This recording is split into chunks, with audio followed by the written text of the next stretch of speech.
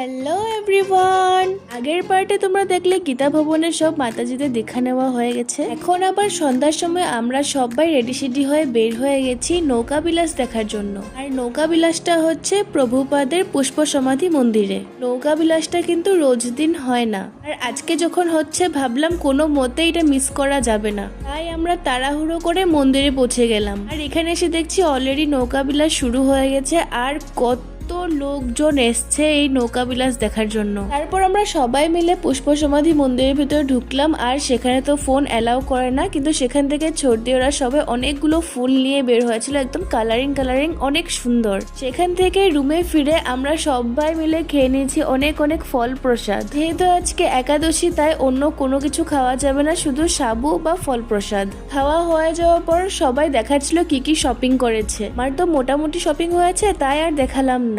আজকের মতো টাটা।